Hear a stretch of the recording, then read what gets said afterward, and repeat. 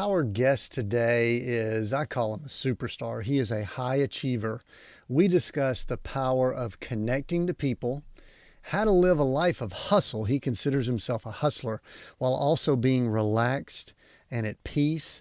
And we discuss how all of that fits into being a marketing machine.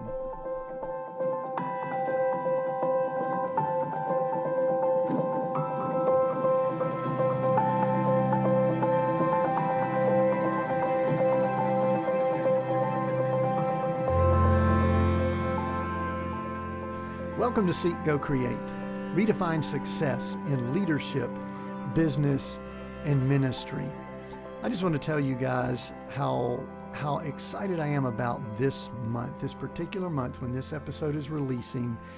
This is the Seek, Go, Create podcast anniversary. We are 1 year old during the month of October. If you're listening to this during October, and we are celebrating. We've got a lot of great things going on. We're launching a YouTube channel. We're starting a Facebook group community. We have merchandise and swag, and we've got enhanced notes on our website. And we're going to just be giving away all types of prizes. And we're just encouraging you, the listener, to get involved with what we're doing here to redefine success. All you need to do is go to our website, seekgocreate.com. That's seekgocreate.com. And at the very top, there's a bar up top. Just put your best email address in and you will stay up to date on everything that we're doing. And you'll be eligible for prizes like t-shirts and stickers and mugs and just a lot of cool stuff. So make sure you go do that and celebrate our anniversary month with us.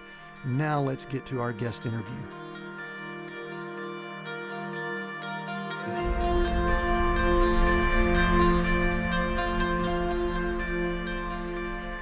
Today we have Joe Fier as our guest. Joe is the co-founder of Evergreen Profits. He's a seasoned marketer and applies most of his experience helping business owners grow through fan building and creative ways to monetize. I love that word, monetize. Through his podcast, Hustle and Flowchart, you can bet I'm going to be asking about that name, DIY training programs, coaching and events, Joe and his team deliver extremely actionable strategies for growing your business and improving your life. Joe, welcome to the Seek, Go, Create podcast. Thanks, Tim. This has been fun and long awaited. I know we've been chatting about this for a little bit. Yeah, I know. We first connected back at PodFest, back before the world changed, right? The way that I remembered you from PodFest is you sent me some pictures that were actually behind me from the stage we were on. I'm like, who's the guy behind me? Oh, it was Tim. And they were actually amazing pictures. It was this packed room in PodFest. It was wild, but great event. Happy we pulled it off, huh? Yeah, I'm glad. That's actually the last full-on event that I went to. How about you? Same. Yeah. And for most people too, that we've connected, it's this weird bond now. We're like, oh, it was the last event ever. Yeah. At least in 2020, maybe, or I don't know. Maybe will. I'm good. Crossing our fingers. Got a good friend who's in the events planning space, and she was, at the time we were recording here, she was on her way down to do kind of a hybrid type of an event and seeing if she could pull that off. So anyway, I'm hopeful we can have events soon, because I like meeting people like we did. Same. Yeah, no, it's amazing. But I think there's some innovative things happening with events and going virtual and different ways to connect now, which is really cool too. Yeah, I absolutely agree with that. So, all right, Joe, first question I like to ask, I almost got off track. I gave the bio, awesome stuff, man. No doubt. We always write awesome stuff about ourselves in the bio, but man, you and I just bump into each other, and maybe we're not at a podcasting conference or something, and we don't know each other. And I just say, hey, Joe, what do you do? What's your response when people ask you that question? Man, I love people. I love connecting people specifically. It's just a natural thing of me. So that I do. So I'm just naturally curious, and I feel like I can kind of jive or vibe or, sink into any kind of friend group or, any walks of life. It doesn't matter where you live, who you are, how much money you got. I find a way to kind of gel with the group as long as they're cool people. So I feed off the energy, but naturally I'm a connector. So, if I'm seeing someone over here with an issue, but I know some folks over here, I'm going to make hell and high water and somehow going to make it work. Sure. And I've kind of turned that into a business. So it's really cool. It's fun. So you would say, it's interesting. I would kind of introduce in the same way, which is kind of interesting how we met. We kind of were both doing that type thing, weren't we? Yeah. So does that give you energy? Like, is like something that feeds you? I mean, if you go in a, Oh yeah. let's just say, if you're in a lockdown, I don't know, for 90 days and you aren't around people, does it drain you? Is that tough for you? So it's interesting. At first, yes-ish. So I'm not a full-blown, outgoing guy, extrovert. I do love my quiet time. I love the meditation time, the time where I can just kind of sit and think. That is one of those things that I just look forward to. So I'm an interesting hybrid. But from an outside, it does look, I'm just like people. But interesting enough, with the lockdown, I'm kind of liking it because it's forcing me to slow down and really evaluate all the places I was letting my energy go to. And mainly it was going to other people and their agendas. So this has been a really good time for me to really hunker down, and I'm in the thick of it still. I'm definitely not perfected this at all, but I've cleaned up a lot, and I'm just gonna say I'm having more fun. And I feel like I'm doing better work, and still connecting probably more people than ever too. So I'm honing in on my superpowers even more. Yeah, and we could use some of the tools that maybe we didn't use to their full extent, Oh like what yeah. we're doing right now. I mean, we're on Zoom, we're recording this for obviously the podcast, so people could be listening to it either, in their cars or audio, or they may be watching it. But that Yeah. to me is such a valuable thing that now the world is more familiar with, that some of Yeah. us were using it, but we didn't think about it as much. It's true. I mean, that's the thing is we have all these tools that, and even social media platforms, they're all just tools, but a lot of folks maybe just weren't using them right, or maybe even now aren't fully using them to their how they've been built. I mean, they're connection tools, they're connection tools and continuing conversation, but yeah, I still feel like there's a lot of folks I can probably hone in how to use these tools a little better. It's not a post. It's actually a two-way conversation. So things like Zoom, but even Instagram stories and messages on LinkedIn and all that. If it's transactional, meaning like, hey, if you're just going for the ask or just kind of posting stuff and not engaging, I don't think you're using the tool right. There's a lot more to be had, and this is the time to really figure out how to use them because you'll stand out really quick. So one of the things that I've put some thought into, this actually totally off any script I may have had already. So congratulations, we've already veered off my prep. I'm good at that. Yeah, I am too. So one of the things that I put some thought into, and I think you would be a good guy that we could brainstorm on this. You mentioned earlier that you're a connector. And so when you and I bump into each other at a live event, or we're just walking down the street, or we're in a restaurant or wherever, we're trying to find ways that we could connect with each other. Like, hey, I like your wardrobe. You like my wardrobe? Yeah. For those that can't see us, we're both wearing black t-shirts, and we did not plan it. Did we plan this? We did not, but I could throw on some glasses too. Oh man, We could really yeah. match. You look much better than I do here. But anyway, so for those that need the visual, but so what you just brought up, I think, is something that's critical for people to be thinking about. We've got these tools, but many of us, I've been guilty of it. We probably all have been. We're guilty of just dumping information at people Yep. instead of applying the skills that you and I talked about. We both loved, which is we connect. I was sitting in the floor behind you. You and Matt were speaking. I was looking at it. I go, man, this would be kind of a cool picture. I'm going to take it and maybe I can get it to Joe later. And I was able to do that. And so the question that I ask, and I'm going to ask it to you and see if you could answer, we can banter back and forth, is how do we do that Yeah. in the virtual world? Yeah, no, it's a great question because it's tough to stand out, or most people think it's tough to stand out. It's not. It's really not. And you did an amazing thing at that because I remember I think we chatted briefly afterwards, right after we were done, because you were right there. So first of all, you positioned yourself perfectly. You were literally There were on no the seats. stage. Y'all had a packed room. I mean, come on. It's not like I wanted to I know. sit in the floor. I'm a 55, 56-year-old guy, man. I don't go sitting in the floor somewhere. I know. I wouldn't want to do that either, man. So, yeah, the fact that like, okay, so maybe it was a little bit of luck, that you positioned, but you could have taken a picture in the back and sent it as well and done the same thing, and I still would have responded. Obviously, now it's just a little bit more memorable because I've never had a picture like that. So, that's amazing. But there's so many tools and strategies and ways to really just start with your own network. Start with the people that know you, people that trust you, and the ones that are going to be willing to support you maybe when things are a little tough right now. And I know a lot of businesses unfortunately have been forced to close down or for other reason are just not doing that great. But my God, like our businesses have been thriving lately because of our network and the way that we connect with the people around us. And it really does start with the people that know, like, and trust us. I know everyone's heard that saying and it's been probably used a million times, but it works. I mean, like the currency that I run by my partner Matt and our whole business is through our network. And standing out is key. So I mean, like, just quick hit list. The ways I like to do that is, text folks on their birthday. I'm not going to go on Facebook and post on their wall like everyone else does. I'm trying to be the contrarian here. So I'll pick up my phone. Typically, I'll even do a video. So, using the built-in features, you could do that on all the platforms too, which is really awesome. Again, using the tool with the things that they have there. And, audios are great too, because, people love to hear, emotion, cadence, and all the tonality of your voice.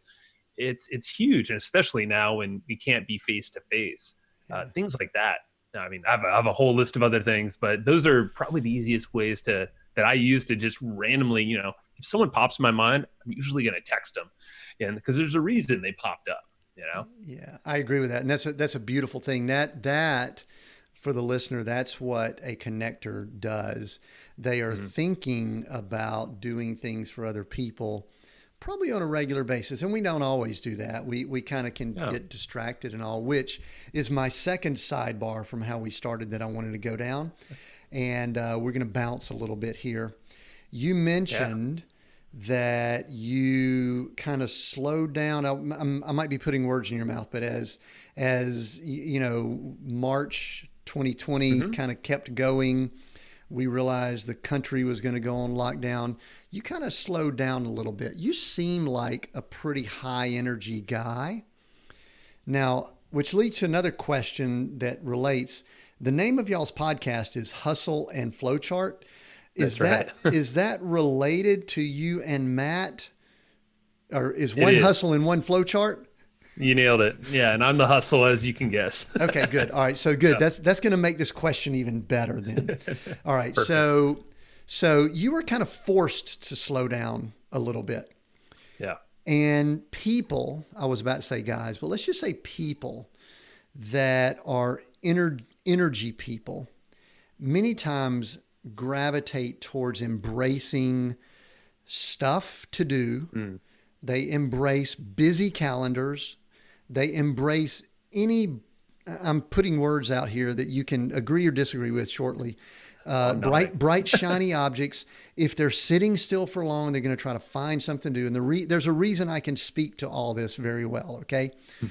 So did you change any of that prior to the lockdown? Were you aware that was your personality, so much so that you were trying to, I'm not going to say go through therapy or anything like that, but you were intentional about adjusting it? Yes, no?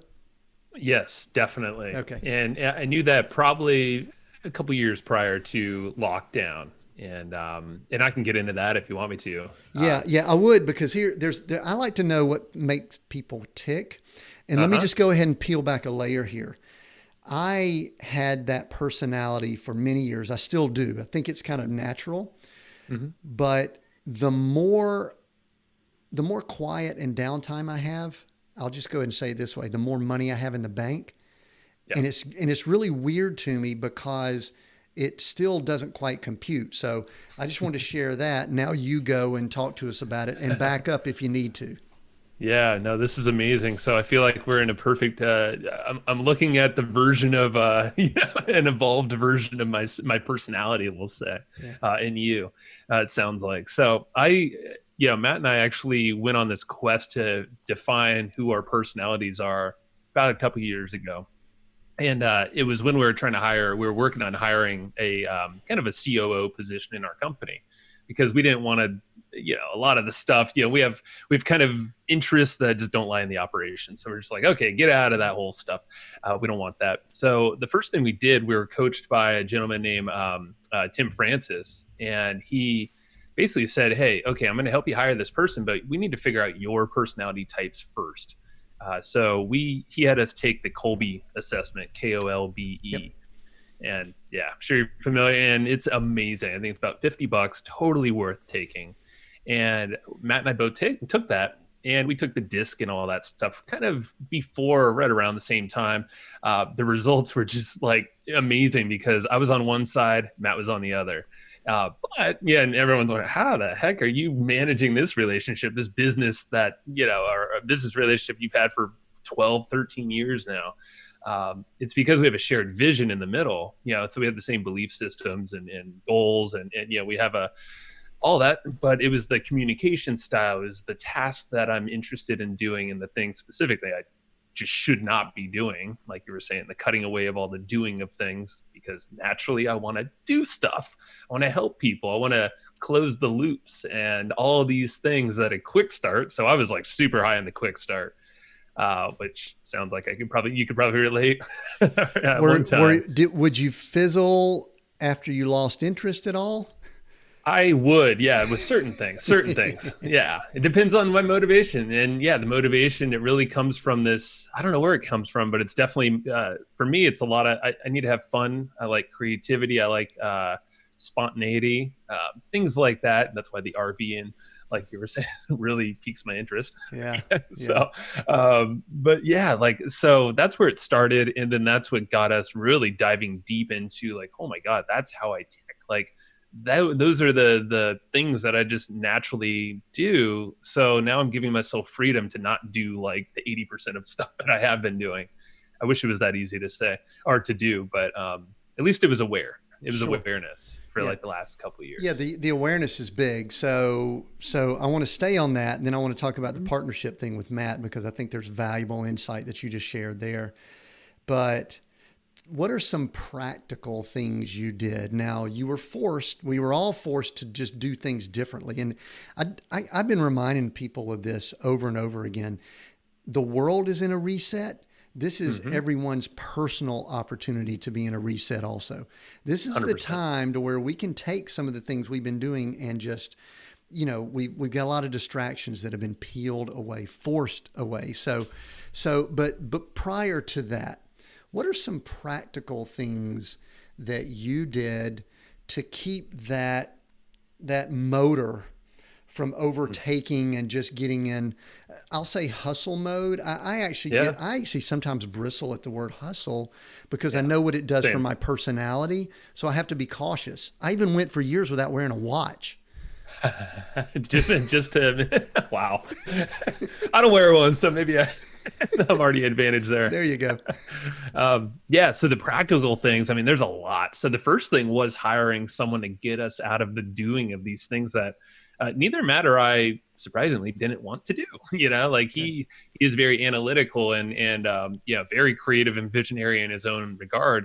But the monotony of ongoing tasks and checking in, if it's like a consistent check-in, we're great with team check-ins and all that stuff. But if it's like operational type stuff, we had to get rid of it. So practically, we hired someone to basically run that. Since then, she's actually moved on into another company, because we honestly started really pruning things down within the last, year or so mainly, which was amazing, because we realized all the stuff all the moving pieces we shouldn't be doing. So hiring someone really identified the stuff that we had going on, solved a massive need, helped us build SOPs. And then we realized, okay, we're doing a lot of stuff that really doesn't help with our vision, doesn't help with the revenue that we're bringing in. So let's cut a lot of that stuff, automate it, prune down the team where they're communicating with each other. There doesn't need to be a middle person to do that. So that was a very big practical thing as a business owner. Going to personally, every single day, breathing has been a big part of not just not just normal breathing, but things like Wim Hof style breathing, or an app that I'm really obsessed with now is called XPT from Laird Hamilton. And it's just amazing. Like these breathing exercises, these patterns really not only oxygenate you, but the whole parasympathetic nervous system, the part that really is the fight or flight, it gets that all in check. So that immediately slows me down, slows down the wheels, slows down just the fidgetiness. It just puts me in this, kind of sinks me down in my chair. And I'm like, okay, let's focus. So breathing is massive. Yeah, and that, And it's isn't it weird that here we are adults and we're talking about success, and then we begin discussing one of the most basic fundamental things in the existence of the creation of man, and that is slowing down to breathe. It's wild, huh? And I mean, some people are listening to this going, okay, man, I was thinking we're going to get marketing, and we are. I've got this on my list here, but like these two guys, man, these two performance guys, coaches and business guys, they're talking about breathing. Oh man, until you try it, it's like a natural, it's just literally 5 minutes. If I know that my wheels are going a little too fast, or if I'm feeling like I'm getting a little short with myself, my partners, my wife, my baby, like, 'cause I have a 9-month-old in the house too. So that's like, compound that with lockdown, and my wife's an entrepreneur. So we're like balancing that. Like and she's pretty quick starty as well. So just imagine, I got a lot going against my quick startness, but breathing, man, 5 minutes, like that's, it's like that fast, like no joke. So I remember I started doing meditating and doing the same thing. And I realized what I was really doing is, and this was key for me too, what I was really doing was not doing anything for a period of time. That's it. Yeah. And when someone, that's wired to do forces themselves to not do, this is kind of the way I word it. I'm letting my body, my mind, my will, my emotions know who the boss is. I'm kind of like letting them know you're not the boss, whatever. I kind of like have spiritual thoughts too about it. I was like, no, sure. I'm the boss, and this is what I'm going to do. I'm going to put all of you at bay. So I love that. And I highly recommend that too. It actually did change a lot with my thought process. Anything on calendaring or scheduling or blocking time or anything like that you could share? Yeah. So I've been actually, so that's something I've experienced, I've played with for a long time. I've done the very structured calendar where, every day I'm going to do this, or every other day, workout during these things. And I feel like, and I do that to an extent, but I don't over clutter my calendar. Like and luckily Matt, my partner, called me out. He was like, okay, I'm looking at your calendar because we share our work calendars. And he's like, I know what you're trying to do, and you're being way too structured for your personality. So he called me out, and of course I resisted. I was like, what are you doing? I'm trying to be better here. Like, you don't know me. I'm like, yeah, you do know me, obviously. You've seen my personality scores, and we share everything. So I took it away, and really built in what I've been studying is a gentleman named Nick Peterson, and he has this kind of concept called bumpers. And really it's just putting it, it's figuring out what are these consistent things that you really think like that you're ultra committed to every single day, or whatever cadence you choose to, even down to eating, and again, not totally perfect on this, but hey, if there's something very important, like for me, it is workout 3 times a week. I want to make sure I'm doing that about 8 a.m. every morning is kind of the window, or that bumper, and nothing else is getting in the way of that. Wife is, she's agreed to that. And so that's the thing. It's like I build these things kind of outside of business. But what I like to do, and this is the biggest challenge, is building in the fun things, the things that are not the have to do in business. It's I'm building in my life around, like in my calendar, it's more like fun stuff. And then the work stuff kind of fills between. Yeah. So it's definitely inverting the common wisdom, and it's building in these containers where it forces me to get my stuff done very quickly, because, as most entrepreneurs, it probably quick starts more. I could be up all night long if I wanted to. Like there's never ending open loops that I know now. I'm never going to solve them all. It's impossible. So yeah, I Yeah. could always find something. So that One, helps contain me. yeah, Yeah. one little sidebar. As you started, I'll say doing less. I don't even know if that's the right way of doing it, but Uh-huh.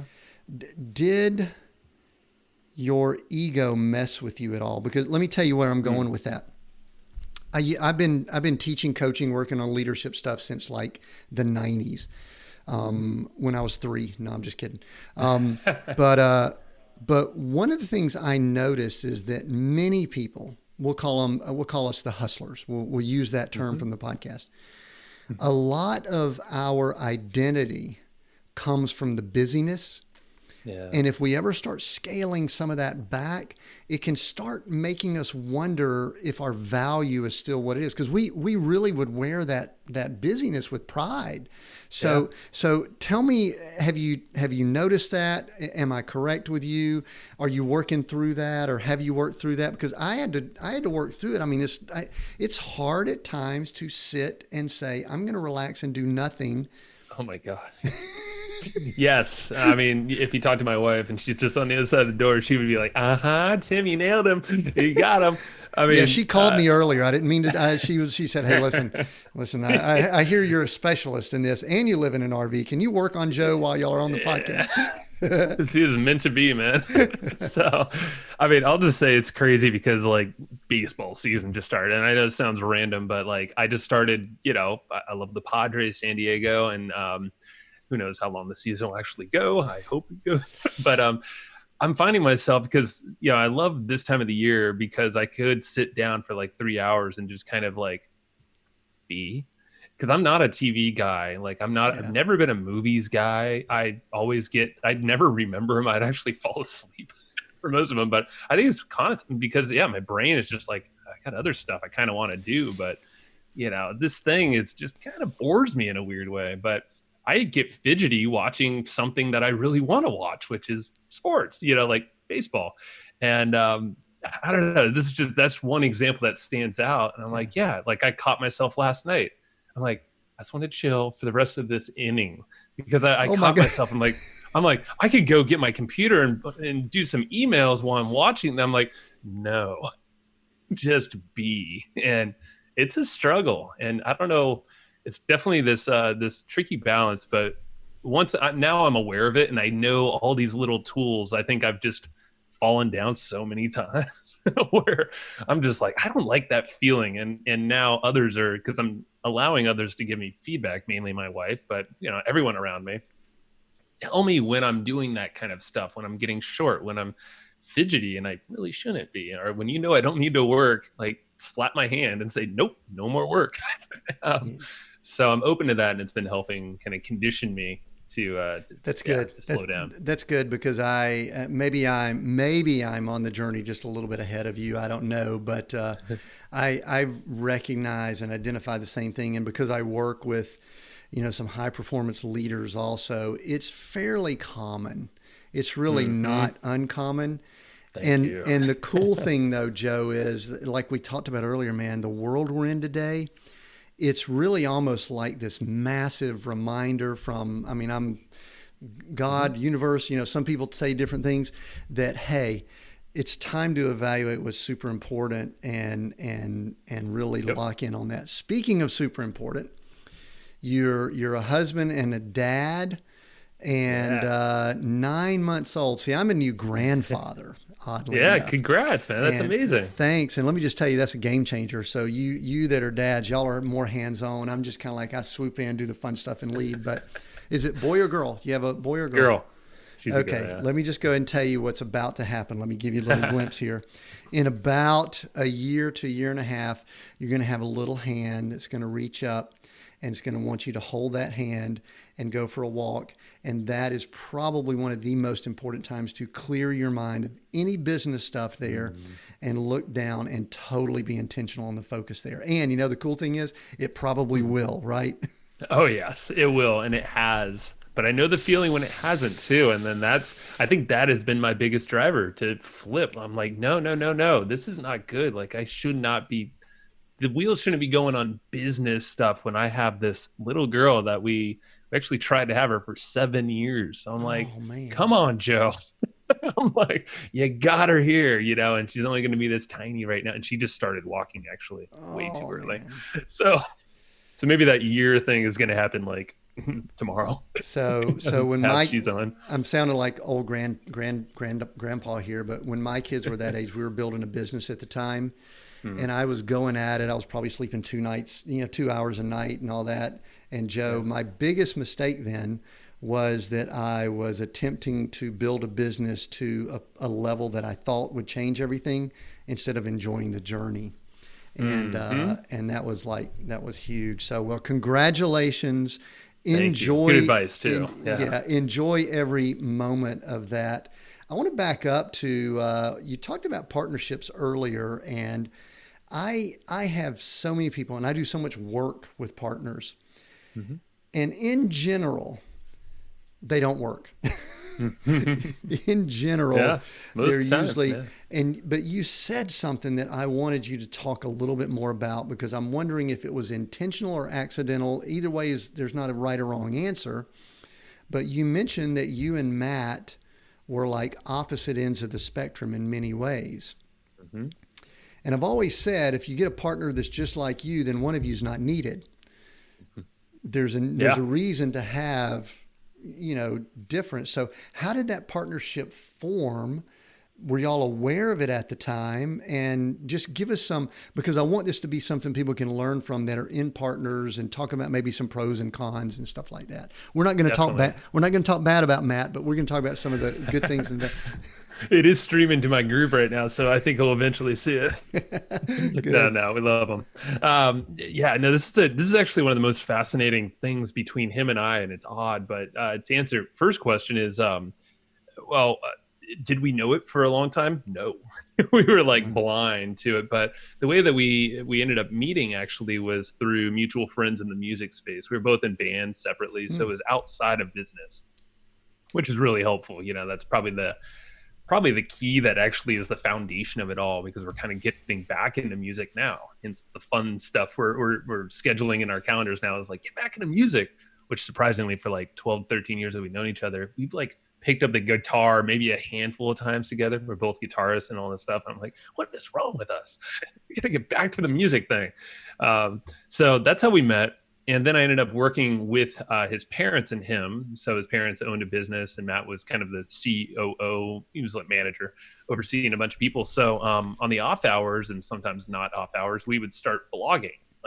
Oh, Matt was kind of already the WordPress tech guy, and I was over here just very curious, doing stuff in the health space, working multiple jobs, kind of hustling then, and going to school.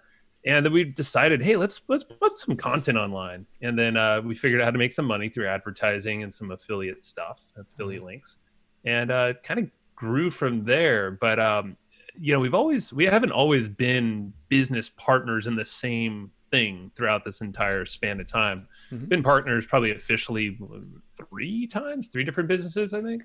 Tons of little projects, but we've always been there to support each other. So when he was doing the WordPress stuff, he took that on and made a name out of that as a blogging guy. I took more of the agency, video production, animation route, worked with a lot of big name marketing guys and gals to launch their videos and launches and stuff. So that's kind of like, but as we were separate for about 5 years or so, we always were on the phone with each other at least once a week, yeah. supporting each other.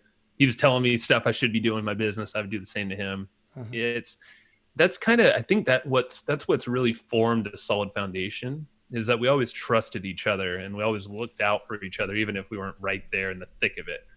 But now, with our Evergreen Profits business, it's been 6 years, maybe 5.5 or so with this version. It's actually had two different versions, started and Yeah. stopped.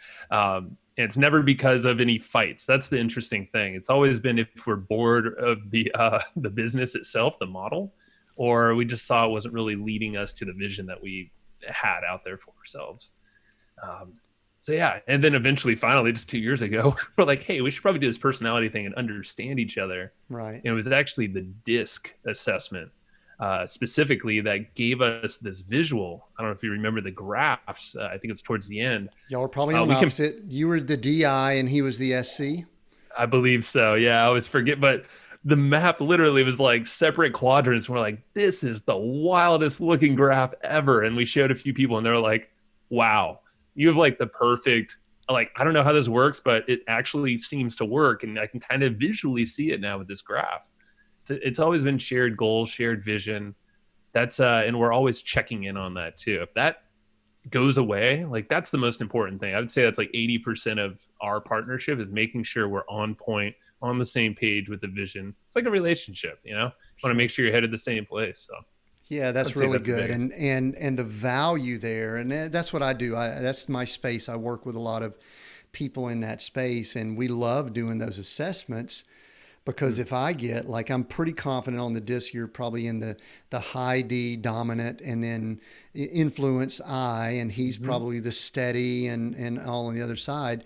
If you get two Ds as a partner, man, you're going to have problems. I mean, you really will. Someone's going to have to. Now, listen, I will tell you, a shared vision, mission, like you said, it can overcome a lot of challenges and issues. But eventually there's going to be a time where you have to discuss, listen, what do we really want to do and what do we want to accomplish?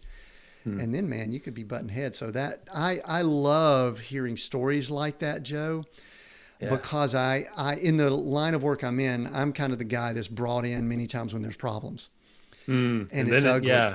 Yeah, it can get, and Matt and I have definitely had our issues, but never, it's always been a something we've been able to respect each other, you know, but now, you know, it's not like we're perfect now, but at least whenever an issue pops up, it doesn't last for more than like 5 minutes, and we always come out better on the other end. There's always a new idea or a realization. The word you mentioned, trust, because y'all had relationship and probably were friends and things like that. As long as you have the foundation of trust, you can work through it. And, you know, the issue is if that ever creeps in and it's not, it's that anyway. Well, I'm impressed with watching you guys and the way y'all function. I heard you speak and listen to you on the podcast, which is really cool. Tell us about the podcast. Just give my listeners a little bit of an overview of what you guys do. I love it. It's high energy and has a lot of cool things. In fact, there was a quote I recently read about it. So you tell us about it, and then I'm going to ask you about this quote while I'm looking it up. Perfect. Yeah. So our podcast, and thanks for letting me share, is Hustle and Flowchart. And like you said, it's basically our names. You know, I'm the hustle, he's the flowchart. He's a lot more analytical, spreadsheety, and I'm the guy connector, like we were talking about. And this podcast it's definitely evolved, but it started off as us wanting to grow our network and honestly kind of learn from the best in our network, because we already had a pretty decent network from the previous 8 years or so of business together, you know, growing up into this. But now it's and part of the big thing when we started is we wanted to give away all of the best stuff away for free. So we used to sell a bunch of training programs, courses, and we had still have a physical newsletter, but we had one that we actually charged $100 a month for. And it was like, you know, content straight from us and our brains and our experiences, case studies. It was a lot of work, and it was very difficult to scale. And honestly, we had a good amount of people in there, but we're just holding back the best stuff to the world, and this doesn't feel right to us. Like there's a bigger play here, and this does not feel like it. So we shut down. It was someone asked me this the other day, and they're like, "How much money did you actually turn off when you shut down your course and all that?" I'm like, "It was either between 20 and 30 grand a month." And I was just like, and they're like, "Oh my God." I'm like, "Yeah, it took some balls, but at the same time, it was taking us away from just really being passionate about what we do." So we gradually scrapped things. We didn't just cut it off, and so it was definitely a working into it. But our podcast became the main thing, and that replaced our courses. That is our content creation. Now those conversations, we have the best network, we have an amazing network, and we kind of cherry pick the best of the best, the people that fascinate us. We're just genuinely curious people, and we love to share with people that are wanting to stick around with us and hang with our craziness and weird ideas, because we definitely go off the cuff. And now it's evolved into kind of a reflection of our personality. I feel like now, finally, almost 4 years into it, we're comfortable behind the mic. We're I'm happy to share the deepest, darkest things, like my dad, committing suicide last year, right before I had my baby, like Mm. 3 weeks before. So, I mean, like, I will tell the darkest things that I've realized through that, but the happiest things, like having my baby, and but all these other things in between. And it took a while for us to get to this level.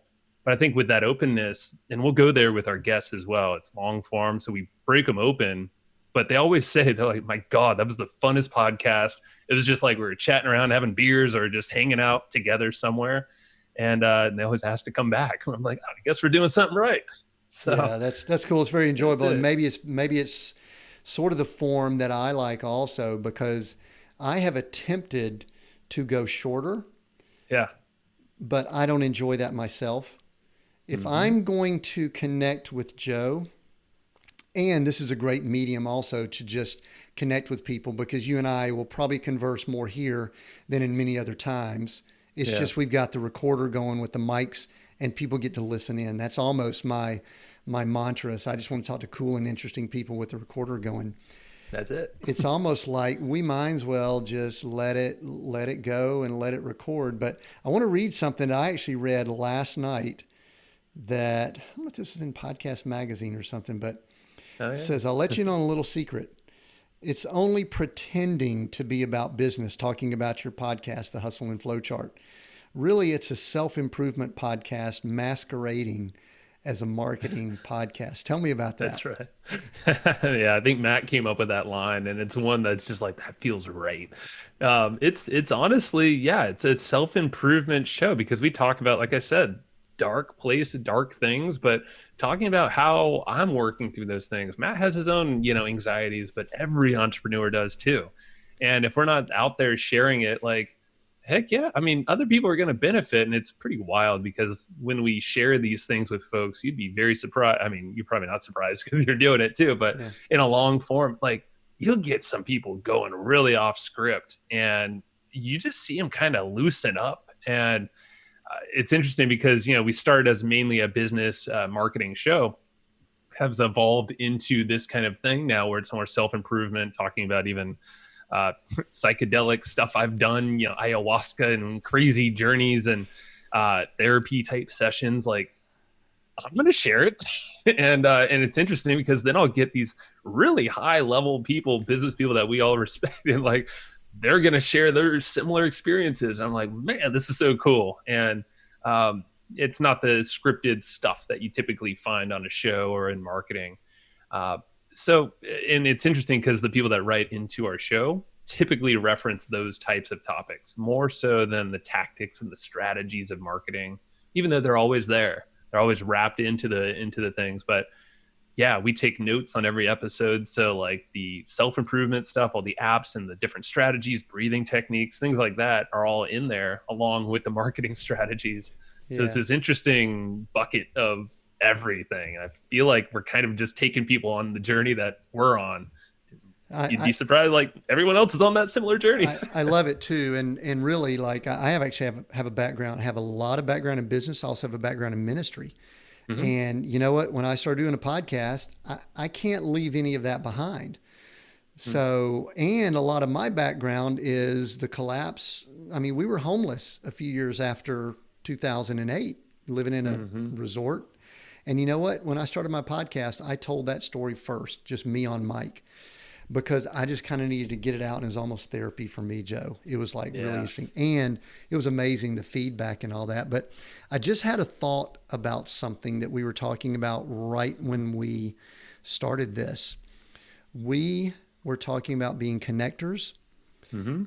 And I asked you a question about how to kind of go deeper with people like you do face to face when you're online.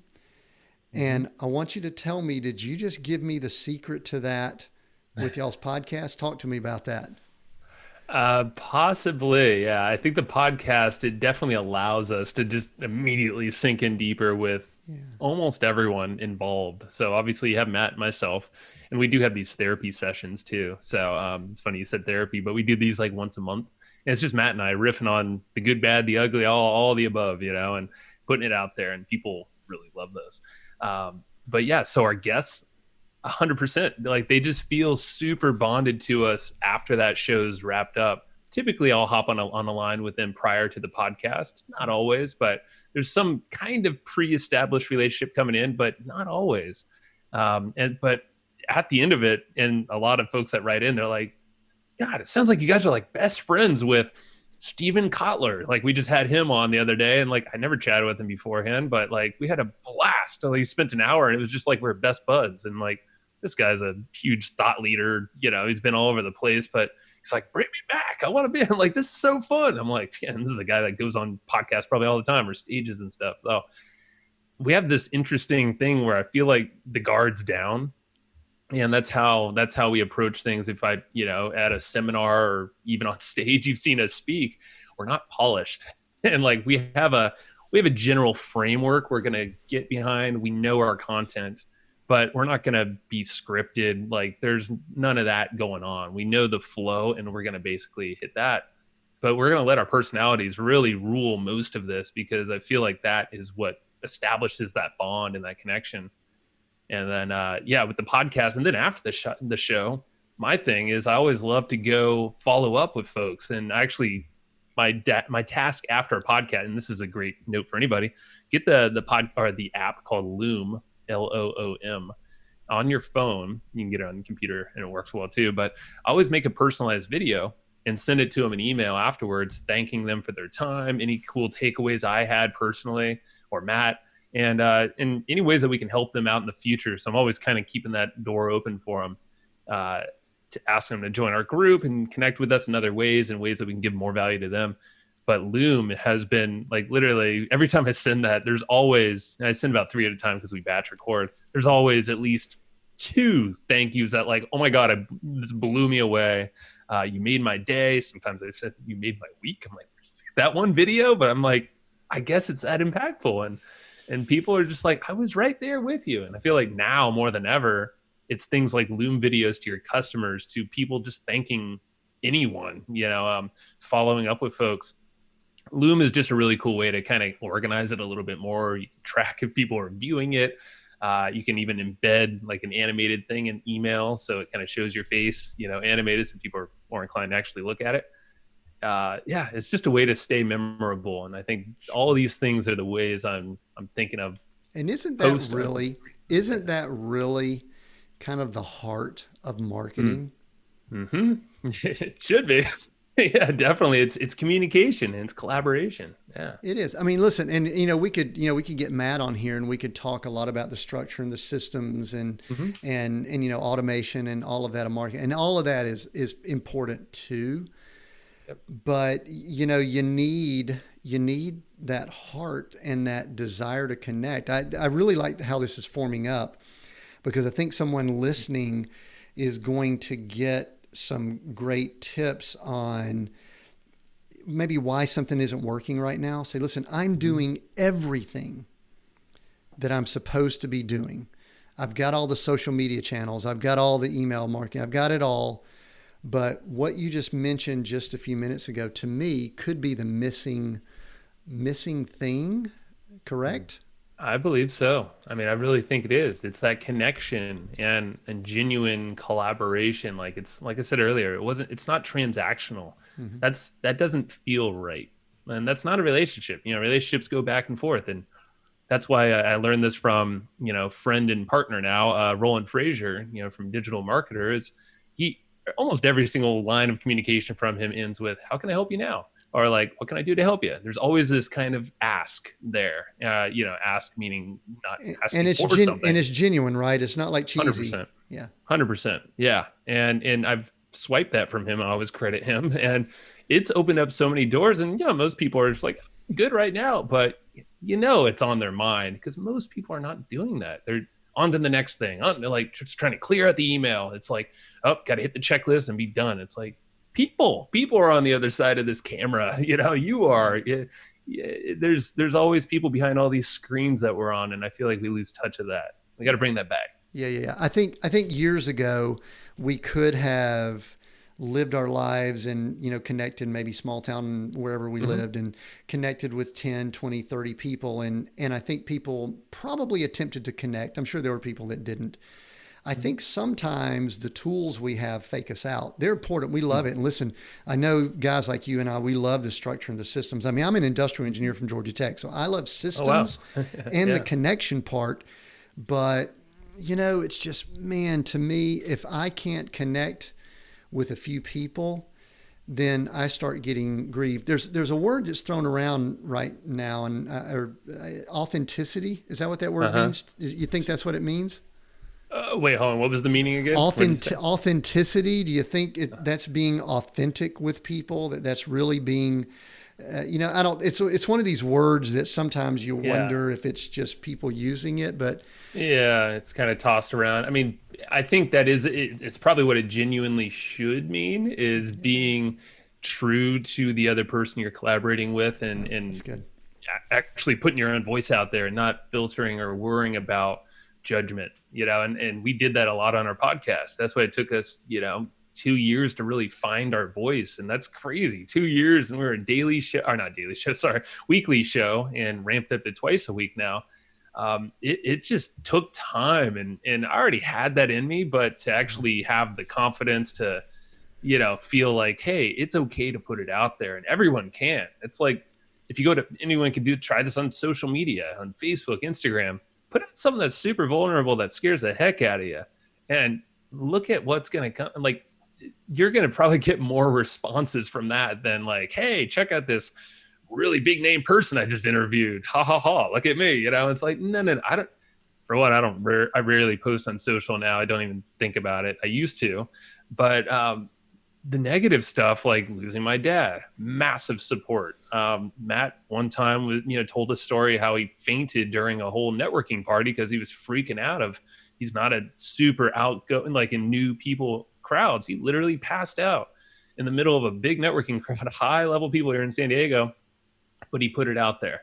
And the amount of support might not have all been in the comments, but his DMs and all that, so much help out there. And it's wild when you actually put yourself out there, your real feelings, like you're going to move some massive things, and you get all the support you need. It's out there. Yeah, that's good. Shifting just a little bit, I read somewhere, and I don't know if it was you talking about yourself or someone mentioned, there was a term, serial experimenter. We use the term serial. We use the term serial entrepreneur. Does that sound right? Did I read that correctly? I think you're right. Yeah. What the heck is a serial? And it's SERIAL, not cereal like box cereal with Captain Crunch or anything like that. So just so everybody knows. But what the heck is that? Well, I think we misspelled it, and it was actually Captain Crunch. So no, I'm just kidding. I'm cool with that too, man. If you want to go down the Frosted Flakes roll, we can talk. I haven't had lunch yet, so I'm right after this. No, so serial experimenter goes back from our day one of content and blogging. So we actually, again, curiosity. It's insanely, like, we're just insanely curious, both Matt and I, in our own ways, of course. I digest a ton of books, podcasts. He does the same. We kind of approach it from different ways, which is really cool, but we love to share it.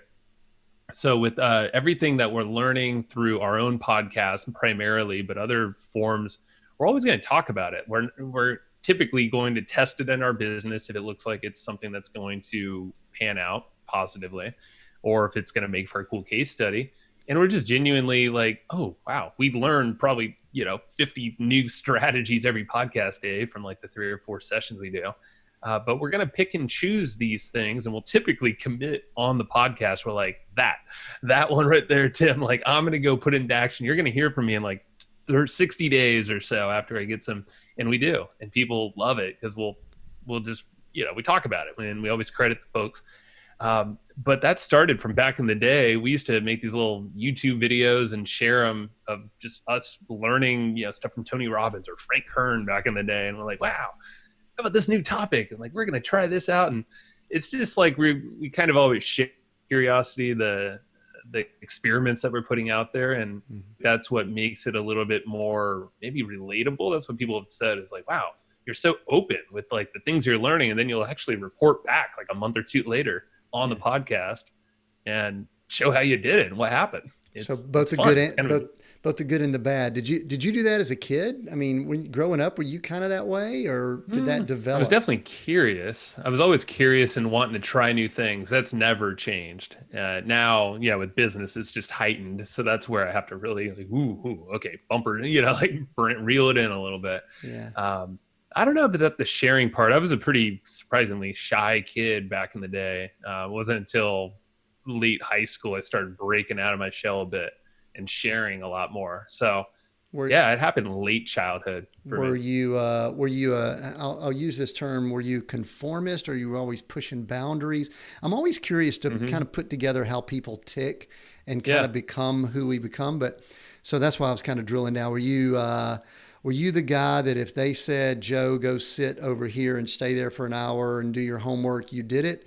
Or were you Yeah. looking, going, I wonder if I could shave 15 minutes off this and bolt out of here? Oh man, I wish. No, I was the conformist, and yeah, and honestly, I think it was probably how I grew up. My mom was always very career oriented. Dad was always there to support me as a kid, but yeah, definitely like I had this feeling like I like authority, and now it's like totally flipped. Um, So but when did it flip, man? What happened? I've always kind of been the yeah, rebel guy. I mean, yeah, I'm the guy now when we hear about, lockdown, and I hate to get controversial, wear a mask. I'm going like, man, that's for everyone else except for me. It doesn't apply it's to all people. right. Yeah. But there had to be something that if you were somewhat conformist, was there an event in life? Was it just a decision? What happened that I mean, changed Joe? I don't know. That's an awesome question. I don't think I've ever been asked that. So I mean, it could stem back to my parents divorcing back when I was in middle school. They separated, and I remember my dad very clearly saying, "All right, you're the man of the house now."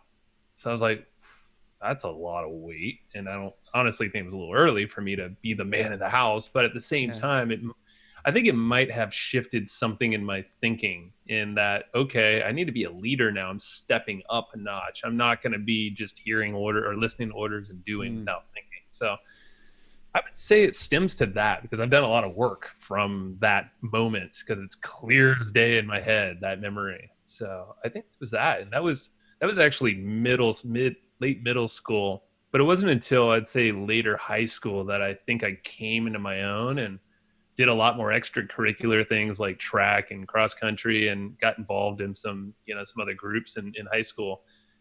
And I wasn't really doing that back as, earlier days, Joe. Sure. That's Yeah. interesting. Actually, my wife, Glory, her parents went through a divorce, Hmm. and her mother went through some suicide attempts and all after that. It's kind of, you've kind of brought that up earlier, so Hmm. I don't want to go deep into it. I don't think here, but it's real interesting that she kind of stepped up and became almost a parent during that Hmm. time. And it sounds like you, and the reason I bring this up, Joe, I've got this theory that it's hard to prove that we rarely make huge changes in our life unless there's some form of a catalytic event. And Hmm. so I wasn't, I'm not a therapist or anything like that, but I was just like, I'm always curious about those type changes. So anyway, does that Yeah. make any sense? It makes perfect sense. I think these are the important questions because these are the things that I've done a lot of work on and I still have a lot more to uncover. But with me knowing that and like really identifying this event that, and I think this is where I'm actually getting a lot of work done right now and working through stuff is like it's not your fault for one. Like there's a lot of stuff that we're just walking Yeah. around from these events that were one time event. It wasn't like it's a recurring thing, but we walk around like it is this pattern, this thing that's maybe always looming if it's yeah, and obviously we all have our own unique events, but really we're not that far away different from each other. It's like we're all stemmed from something in our childhood that's probably holding us back, keeping us stuck in some pattern. And is it until we realize it and actually identify like, oh wow, like that's kind of I'm not I'm I'm okay. It's just that one time there was like this thing that didn't feel right, but I'm moving on. It's the journey again, like you said. Yeah. And, And and that's my constant reminder to myself too. yeah, we're all dealing with stuff, and that's it. And that's, that's one of the reasons why I love having conversations like this. I love having coaches and Mm-hmm. mentors, and I know you guys do too. Is because sometimes we don't dig up some of those things Yeah. until we go through stuff. I mean, pretty clear with people that it was a significant impact on my life when we lost all of those businesses. Some I people would bet. say, man, that's horrible. I mean, we had over 15 million in real estate, in '08. Hmm. But I look back now and I go, you know what? I am who I am today because of that. And like I've said, it's almost like the more I do, the more money goes into my bank account that has less to do with me, which is really weird when you have the Yeah. personality that if it is to be, it's up to me. But then you realize maybe it's not. And I'm realizing that more in myself now. And that's where I think you are progressed further than I, but I feel like I'm coming on strong because now it's like when I realize something and I kind of get a framework, thank God for the podcast again, because it's brought in coaches like I got to give a shout out to Erin from mindfix.com. She like literally is changing these patterns for me like overnight, almost immediately, like the overcommitment patterns that a lot of us, the quick starts. I'm sure you've had to deal with that, but my God, like I was able to change that like almost immediately.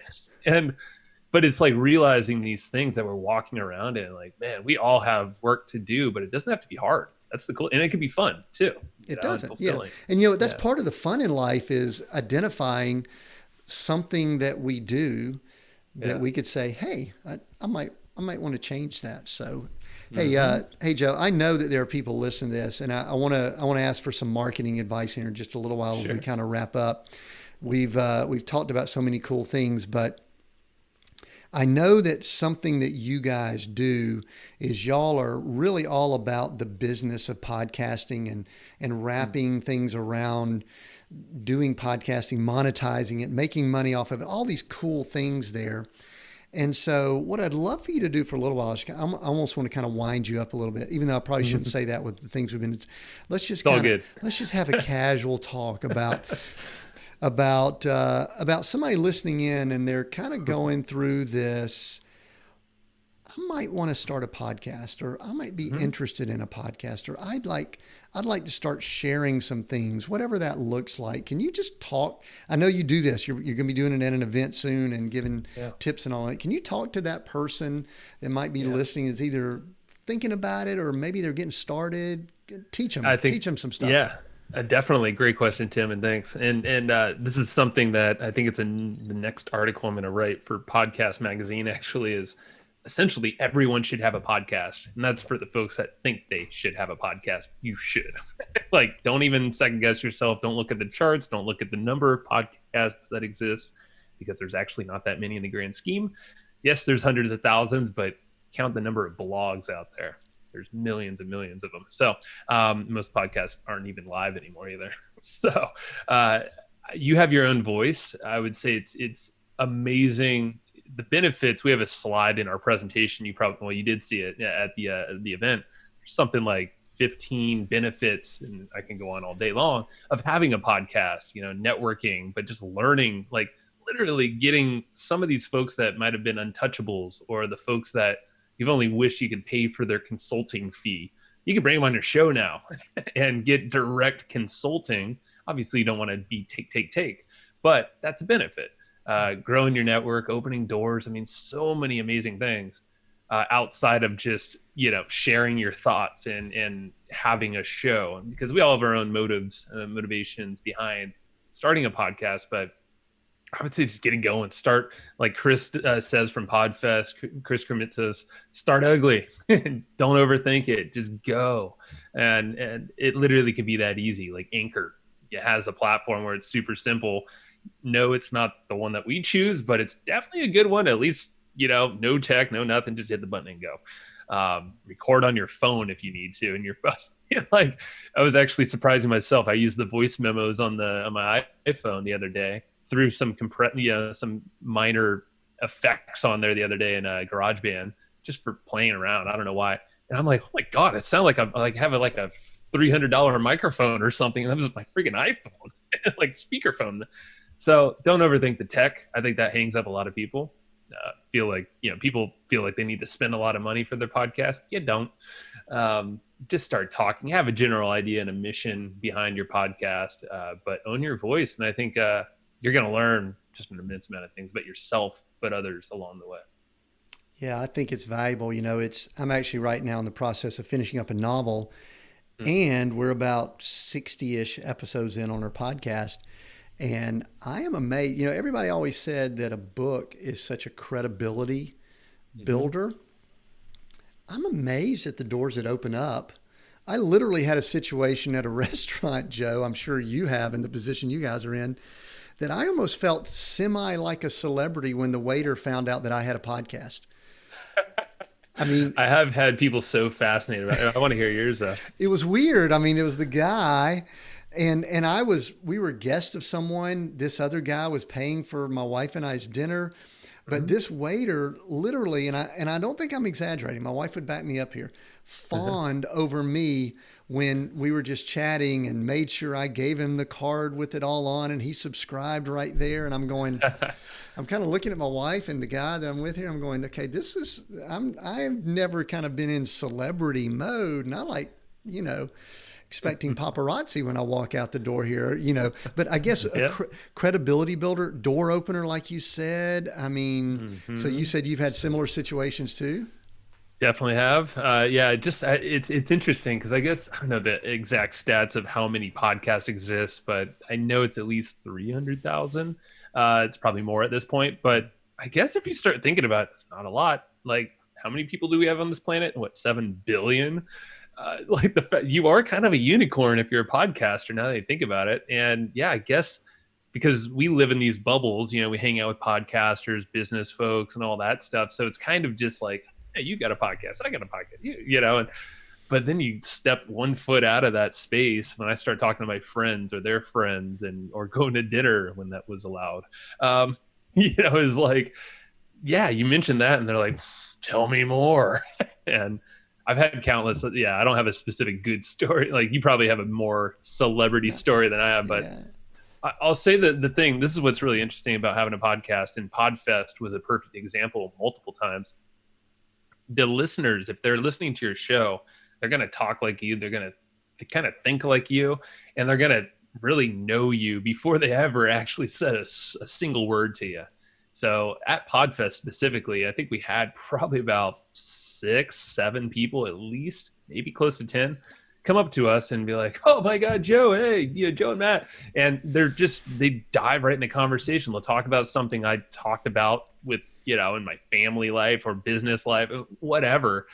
And I'm just like, "What's your name? Who are you?" And but it's okay because they're like, "Yeah, you never met me before, but I absolutely love the show." But they're he's got to think about the amount of trust that a podcast, because headphones. Like I got headphones on. All I'm listening to is you. I don't hear anybody else in my house right now as I just spilt water all over my desk. Oh my Uh, goodness. Actually, it's okay. I think it's for the most part. Oh, that's embarrassing. Because Um, we are professionals. We are professionals. oh man, that's never happened. That's funny. I think it's contained. I'm gonna say it's contained. All right. So let me just make sure the keyboard. Yep, keyboard still works. All right, we're good. Oh, good. Yeah. Um, I don't want to see anything sparking on your headphones and microphone and all. That wouldn't be good. I'll just say it's dripping. Oh my goodness. Oh no. Oh my. God, This slippery. is live, Um, folks. We are live, I live can't make this recording stuff here. up. Yes. Yeah. So, if you're watching right now, please give me a towel. Uh, so I don't think she is, but yeah. So kind of lost my train. Oh, the whole thing is you have this relationship with folks prior to ever even meeting them. So think about the implications of selling someone anything after the fact. You typically like you have the marketing and the amount of expense going into that. You don't have it anymore because you have that trust and bond already. So that's what I was saying. We're all wearing headphones, Yeah, so we're it's a wearing half. Yeah, and I don't it's a have because singular I'm thing. transplanted right now. I don't have mine with me, and so I may not actually be an actual podcaster. But You're fine. You sound great. everything. We set a theme at the very beginning of this without even knowing it, Hmm. of how important it is to be connected to people, to think about people, to show honor to people, and that's Yeah, almost kind of what you just said that's there, exactly it. is that Yeah, people that have listened to your podcast obviously think that they know you. yeah, and I think that is the big takeaway there with having a benefit that we did not see coming was the fact that Yeah, there are relationships that we're building in scale, in mass right now through just talking through this single microphone. And I don't know how many people are listening right now, but it really doesn't matter. I know it's more than one. It's more than us, and the fact that you can do that now with a modal or a tool, podcasting, and other tools like Anchor that are free, and other ones like, oh my god, like use these tools and start connecting on a scale that's broad, but then really harness a connectedness. At least this is how I do it, to dive even deeper into these things and these folks that can really open up doors and completely wow you. I mean, I'm completely wowed every day. Yeah. I just got a message the other day from a award-winning broadcast producer, director. I don't know the exact title. He's like, I love your show. And I look him up. I'm like, he's like a very, looks like he's a legit Broadway, play or, theatrical guy. And I'm just like, wow. And you like my dumbass show? Well, and like even got back. He's like, oh, I love it, man. but the cool thing about it is interesting, not cool probably for him, is that those guys don't have, you hate to say this, don't have anything to do right now. And, no, he kind of said that. And which leads, this kind of my last question before I do a wrap up here, as you're picking up all the water around there. I hope hope everything's cool. Is that you guys have this list that is your I guess your dream guest, your dream list. Yes. And what's interesting is that I haven't quite taken it to the level you have, where you have it listed out and Google all. But I'm going to ask you maybe to throw out a few names here, just because you never know who may listen or may be able to pass it along. So yeah. But let's talk about it, because that's like one of the most powerful things that we have. Yeah. So one of the things I'm doing right now is I'm actually compiling a list of bigger name musicians and people that really aren't able to go do what they do right now. And just, I'd love, because the name of our podcast, we've got, some names in it. I love to pull people in that are super successful in what they do and all that. But give me some of your dream. Give me a couple of them, man. Throw it out here, and just so that people, it can go out here into the universe. Well, yeah, and I actually got to look up the dream again. So let me preface and say what this thing is. Okay, go. So it's a list called the Dream 100, which it's been taken. I think it was Chet Holmes came up with this originally, but again, back to Roland Frazier, he gave us this idea, or at least set it in motion. He didn't tell us exactly this. I kind of stumbled upon it. Was not the genius beforehand. So basically, I asked him in a mastermind. I was like, hey. He was asking us, what are you guys looking for? And I was like, well, amazing guests for our podcast. He's like, okay, cool. Make me a list of like 30 people or so, and I'll see what I can do. So, I basically made a list, Matt and I did, of people that were kind of like no brainer. Hey, there's only one connection away, but also some moonshots on there. We put in guys like James Altucher, who we respect, and he's big in the finance space, startup space, and all that. Super connected guy. Dave Asprey from Bulletproof Coffee. He, super big name guy, and we're like, man, that'd be super cool. We could have him. Well, we got introductions to both of those immediately, but also 23 other people. So it was like the next day, Roland was just like, all right, cool. So, and don't hit up Roland to do this, because he will not do this. And like, I definitely had have a relationship with him. But it's something like that. Like, he literally just opened the door to all these folks, and his Rolodex is amazing, but everyone's Rolodexes are amazing. And I think that's the big takeaway here. But the key thing is this list, I made it in a Google Sheet. And that Google Sheet, I put in, now we built it out into 100 names, people like Elon Musk, Bill Gates, Oprah, presidents on there, but at the same time, that list is made up of about, I would say more like 80% are people that are probably one or two touches away from folks that we know are in our network. Yeah. So we know we're going to, actually get some movement on this list. Yeah. The interesting thing with this process, it's not groundbreaking until you start to drop that link into your email in a Gmail or Google-based email. So we use Google Drive or Google Suite. And what I did is I realized it puts this little preview on the bottom of every first email you send. So it looks like an attachment. So people get curious. They're just naturally like, what is this thing? And I didn't realize that at first, but then people started telling me because I put it in some thank you follow-up emails after a podcast. And people were just like, oh my God, your list is amazing. I know like 2 or 3 people. I'm going to make some intros for you. Do you mind? I'm like, no, I don't mind at all. Or if they're not on the list, they'll be like, hey, I don't know these people, but I know people like them. And so either way, I think people see that, they're curious. Well, actually, back that up. Now I have it in my signature in my email. So every first email I ever send has that preview in the email. So like I just kind of manufactured, like even sending emails to my bookkeeper, that has resulted in intros for us. And so you never know like who is in your Rolodex when you're emailing, who's going to look at that list.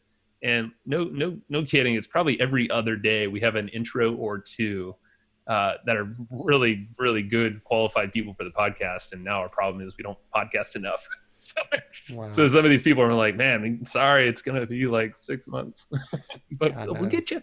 But that's beautiful. My wheels are turning and I'm going to meditate on this some, think about what's some other applications for that same tactic, it's the same technique.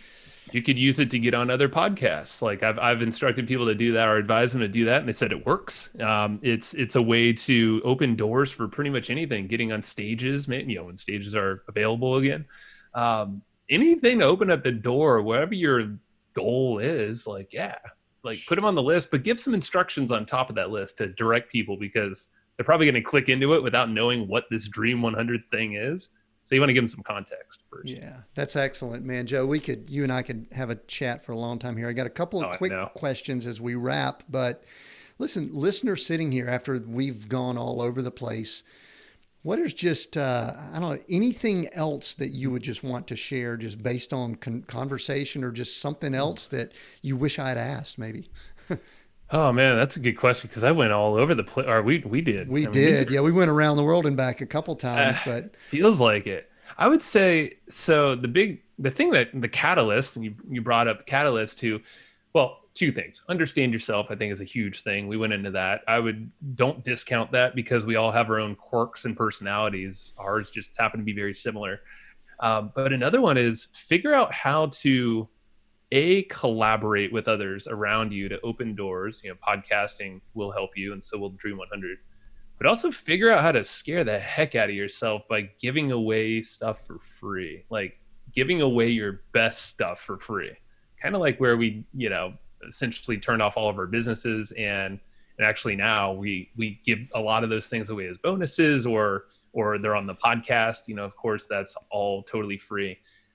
So I'd figure out, because that reinvented a whole model for us, and that allowed us to build a platform that brought us to this point where now, we're chatting with some, I can't say names yet, but like interesting partners that are on TV that we're partners with. I just was on a call with one of them. He's been on a very popular show for about 11 years. And I'm like, this all came from the podcast and giving stuff away. And now we're completely diversified as a business, so we're healthier. But it all stemmed from giving away the scariest stuff away in our business, basically for free, but having a plan on how, we're going to bring that back, revenue-wise. That's good. And you're having fun too, right? Oh my God. Everything is based in fun. And that goes for Matt and I both. When fun is not in the picture, bad days happen. So that's why we prioritize fun. That's cool. Hey, how can people connect with you, Joe? How would you like for them to reach out if they wanted to connect with you? Oh man, I think we talked about it a lot. So I'd say the best place to start is go to our Facebook group. And it's very simple. It's a little redirect, flowchartgroup.com, not hustlegroup.com. It's flowchartgroup.com. And you'll be able to connect with me, with Matt, and see all the crazy stuff that we're up to. And it's an awesome place to hang out. All right. Very cool. All right. We'll make sure we include that down in the notes. Thank you, Tim. What's next for you? What are you excited about? What's next? What's coming up? Yeah. I wasn't thinking about this earlier, but I got to clean up this mess on my desk. You gotta get some towels or something. I gotta get a towel. I'm like, man, I usually have at least a shirt around here, and nothing in walking or reaching. I've used this weird hand thing that's so. Oh my goodness. Okay, so we've got some cleanup to do after having all this fun. All right, anything other than the cleanup? Yeah, bigger than that. What I'm doing is I'm actively working on doing less of the things that I really don't need to be doing more of, if that makes sense. So I'm optimizing my behavior as a person, but I realize that I can only optimize so much for certain parts of my life. So, and I'm learning this kind of coach through by this guy Nick Peterson is giving me kind of this insight is, our behavior is only going to take us so far. We can only be so good at what we do, and I think on average, it's like you're maybe 60% reliable compared to like a system that's pretty much dialed in, like a tool or an app or something. It's in the 90+%. But like I'm basically identifying the key things in my life where I want to optimize, but also the things that I really feel like I don't need to really optimize, and maybe give myself a break. And Yeah. things like even working out. Like for a while I was like, I'm gonna work out 5 days a week. It's like, why? I'm not a freaking athlete, I'm not an Olympian or anything or whatever. I'm like, 3 days a week is cool. Maybe just get outside the rest of the other, so Yeah. things like that. It's letting myself off the hook and getting really intentional with that kind of stuff. Yeah. That's cool. Very good. Yeah. The title of the podcast is Seek, Go, Create. Which one of those words jumps out at you and why? Just let us know. This is last question. We'll be done. Yeah, create is what stands out immediately. Right now, it's action mode for me, and it doesn't mean like crazy action, but it's time to create some good stuff. Got a lot of cool opportunities and things on my plate right now. I just got to do the work, and now's the time, and I'm excited to do it. So I'm gonna start creating. Awesome. Man, Joe, it's great to chat with you. I knew we'd have fun. Thank Yeah, you again for joining us on the podcast. I really appreciate you taking the time to share with us. thanks, man. That was such a great conversation with Joe. I hope you enjoyed that. I want to thank you again for listening. And let me just kind of give you a glimpse of what is coming up. We shared at the beginning of this episode what a great month this is going to be with our giveaways and all the new features that we're really adding to Seek, Go, Create. But before I do that, let me just tell you that you do not want to miss next week's episode. We have Katie Horner. Her and her family began as a missionary in Mexico, and that has led to her being an international businesswoman that just specializes in relationship marketing. And we have some great conversations about her story, their journey, and how they're redefining success in all that they're doing. So make sure you subscribe and listen to the episode next week.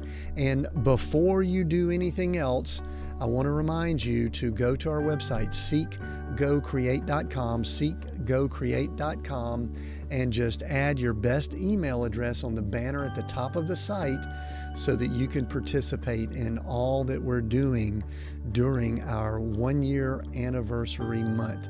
We look forward to seeing you on the next episode of Seek, Go, Create.